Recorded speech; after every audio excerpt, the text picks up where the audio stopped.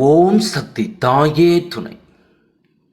என் அன்பு குழந்தை, நீண்ட நாட்களுக்கு பிறகு உன்னுடையவராகிய என்னுடைய கோபத்திற்கு நீ ஆளாகி இருக்கின்றாய். ஒருவேளை உன் வராகி அம்மாவினுடைய கோபத்திற்கு காரணமான இந்த செயலை நீ தெரிந்திருப்பாய். ஆனால் நிச்சயமாக உன் வராகியானவள் உன் இல்லத்தை விட்டு வெளியேறுகின்றேன். என் அன்பு குழந்தையே, நான் சொல்லும் பொழுது உனக்கு மன கஷ்டமாக இருக்கலாம். ஆனால் நீ செய்கின்ற தவறு உன் தாயானவளுக்கு எனக்கு மனதை வேதனைப்படுத்துகின்றது. அது என்னவென்று நீ தெரிந்து கொள்ள வேண்டிய கட்டாயத்தில் இப்பொழுது இருக்கின்றாய். உன் வராகி அம்மாவாகிய என்னை உன்னுடைய இல்லத்தில் வைத்து நீ வணங்குகின்றாய். என் குழந்தை, நீ என்னை வைத்து வணங்கினாலும் உன்னுடைய மனதிற்குள் எப்பொழுதுமே சிறிது அச்சத்தோடு இருக்கின்றாய். உன்னுடைய இந்த அச்சம்தான் உன் தாயானவள் எனக்கு மன கஷ்டத்தை கொடுக்கின்றது. நான் எப்படி உன்னை என்னுடைய பிள்ளையாக நினைத்து உன் இல்லத்தில் தங்கி இருக்கின்றேனோ, நீயும் அப்படித்தானே என்னை நினைத்திருக்க வேண்டும். என்னிடம் வேண்டுகின்றாய். உன்னுடைய விருப்பங்கள் எல்லாம் நிறைவேற வேண்டும் என்று கேட்கின்றாய். ஆனால் என்னை வணங்கும் பொழுது மட்டும் நீ பயம் கொள்கின்றாய். இதை எதற்கு என்று தான் உன் வராகியானவள் எனக்கு புரியவில்லை. உன் அம்மா, உன் வராகியானவள், நான் உன்னோடு பேசுகின்றேன் அல்லவா? நான் உன்னுடைய மனதில் இருக்கின்ற எண்ணங்களை புரிந்து கொள்கின்றேன் அல்லவா? உன் வாழ்க்கையில் உனக்கு தேவையானதை எல்லாம் செய்து கொடுக்கின்றேன் அல்லவா? உன்னுடைய கஷ்டங்களுக்கு எல்லாம் உன்னோடு நின்று கொண்டிருக்கின்றேன் அல்லவா? அப்படி இருக்கும் பொழுது நீ மற்ற தெய்வங்களை வணங்குவது போலதானே என்னையும் வணங்க வேண்டும். அப்படி இல்லாமல் என் குழந்தை, நீ பயப்படுவதற்கு காரணம் என்ன? யார் வேண்டுமானாலும் என்ன வேண்டுமானாலும் சொல்லிவிட்டு போகட்டும். உன்னுடைய மனது என்னை பற்றி உன்னிடத்தில் என்ன சொல்கின்றது? இந்த வராகியானவள் உன்னோடு அன்பாக இருக்கின்றாளா இல்லையா? அல்லது இந்த வராகி அம்மா உனக்கு ஏதேனும் கெடுதல் செய்து விட்டாளா என்பதை எல்லாம் நீ யோசிக்க வேண்டும். நான் உன்னை பயமுறுத்தி இருக்கின்றேனோ என்பதை எல்லாம் ஒரு நிமிடம் யோசித்துப்பார். வராகி அம்மா எத்தனை கனிவன்போடு உன்னிடத்தில் நடந்து கொள்கின்றேன். பஞ்சமி பூஜைகளில் எல்லாம் என் குழந்தைகளுக்கு காட்சி கொடுத்து என்னுடைய குழந்தையின் மனதை நான் அமைதிப்படுத்தியிருக்கின்றேன். என் குழந்தைக்கு இருக்கின்ற மனக்குழப்பத்தை நான் தீர்த்து வைத்திருக்கின்றேன். அப்படி இருந்தும் கூட சில நேரங்களில் யாரேனும் உன்னிடம் வந்து ஒரு வார்த்தையை சொல்லிவிட்டார்கள் என்றால் உடனே பயந்து என்னை வணங்குவதை நிறுத்துகின்றாய். பஞ்சமி பூஜைகளை தவிர மற்ற நேரங்களில் எனக்கு பூஜைகளை செய்ய நீ யோசிக்கிறாய். அம்மாவின் பக்கம் திரும்பவே சிறிது பயம் கொள்கின்றாய். என்னுடைய பிள்ளையாக நீ இருப்பாயானால் இனிமேல் ஒரு பொழுதும் இது போன்ற விஷயங்களுக்கெல்லாம் நீ பயப்படக்கூடாது. நான் உன்னிடத்தில் முழுமையான அன்பினை எதிர்பார்க்கின்றேன். உன்னுடைய இல்லத்தில் நான் தங்கி இருக்க வேண்டும் என்றால் அது எனக்கு மிகவும் அவசியம் அல்லவா? நான் உன்னை ஏற்றுக்கொண்டது போல நீ என்னையும் ஏற்றுக்கொள்ள வேண்டும் அல்லவா?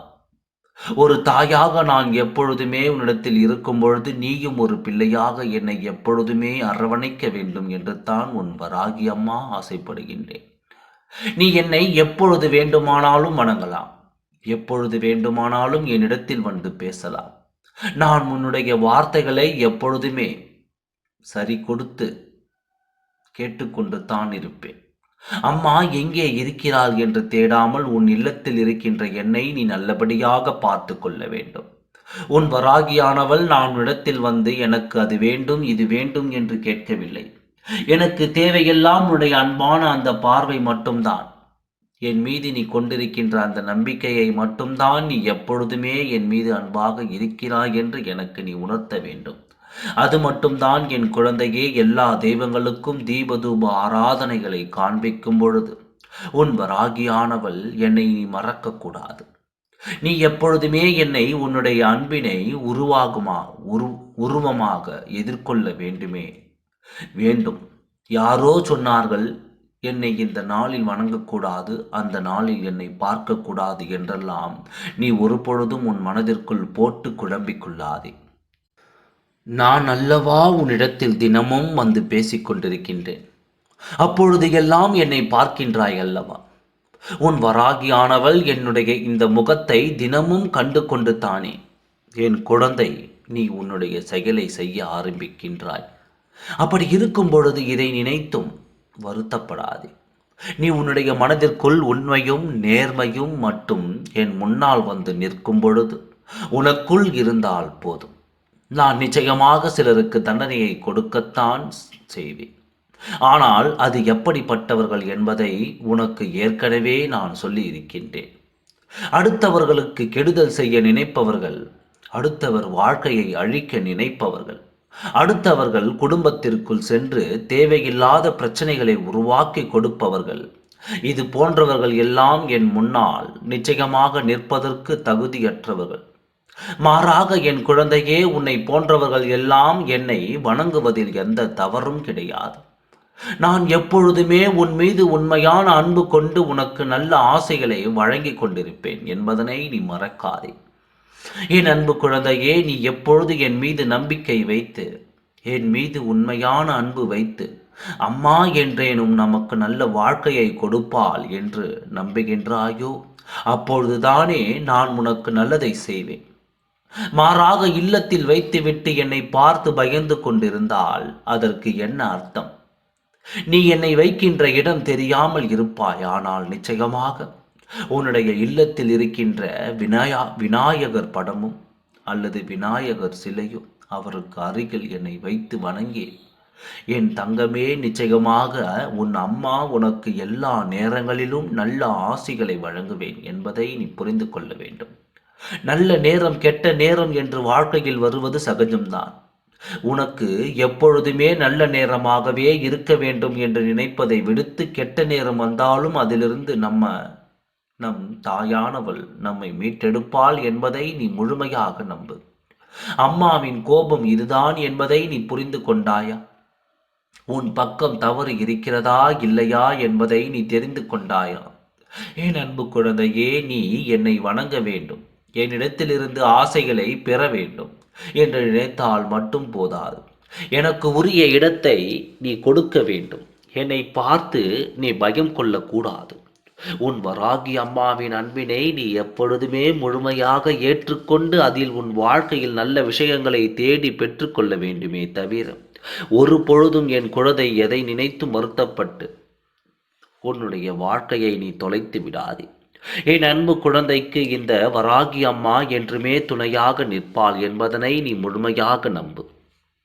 என்னை உன் இல்லத்தில் குடியமர்த்த வேண்டும் என்று நினைக்கிறாய் என்றால் பஞ்சமி நாளில் மட்டும்தான் நினைக்கிறாயா?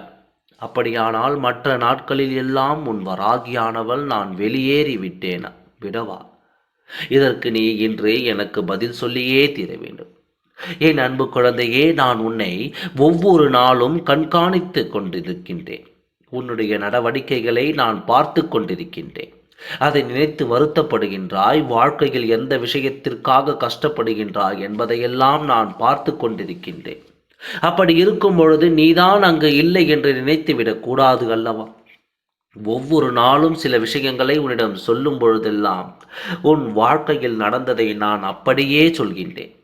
நீயும் அம்மாவிடம் அம்மா நடந்ததை அப்படியே சொல்லிவிட்டார்களே தாயே என்று சொல்கின்றாய் அல்லவா?